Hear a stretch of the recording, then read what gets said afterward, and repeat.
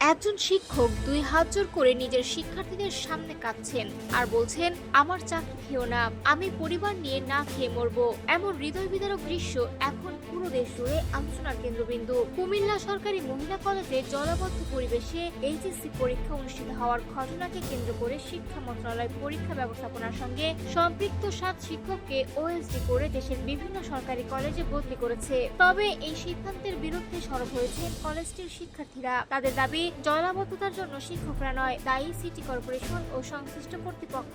তাই শিক্ষকদের বদলি করে প্রকৃত সমস্যার সমাধান হবে না। শনিবার কলেজ প্রাঙ্গণে শতাধিক শিক্ষার্থী মানববন্ধন ও অবস্থান কর্মসূচি পালন করেন। তারা স্লোগান দিতে থাকেন, শিক্ষকদের বদলি নয়, জলাবদ্ধতার স্থায়ী সমাধান চাই, উদরপিণ্ডি বুধরগারে চলবে না। এ সময় বদলি হওয়া ইংরেজি বিভাগের সহযোগী অধ্যাপক মোহাম্মদ মহসিন হঠাৎ আন্দোলনস্থলে এসে শিক্ষার্থীদের সামনে হাত জোড় করে অনুরোধ করেন আন্দোলন বন্ধ করার জন্য। কান্নাজড়িত কণ্ঠে তিনি বলেন, আমার চাকরি খেও না, আমি সরকারি চাকরি করি, পরিবার নিয়ে বাঁচতে চাই।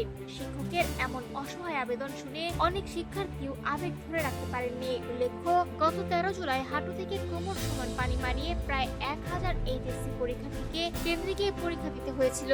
ঘটনার 10 দিন পর 7 শিক্ষককে বদলির আদেশ দেওয়া হয়, যদিও সরকারি প্রজ্ঞাপনে বদলির কোনো কারণ উল্লেখ করা হয়নি। শিক্ষার্থীদের প্রশ্ন একটাই, যদি পুরো শহরই জলাবদ্ধ ছিল, তাহলে শুধু তাদের কলেজের শিক্ষকরাই কেন শাস্তি পেলেন? প্রকৃত দায়ীদের বিরুদ্ধে ব্যবস্থা না নিয়ে শিক্ষকদের বলির পাঠা বানানো হচ্ছে বলেও অভিযোগ তাদের।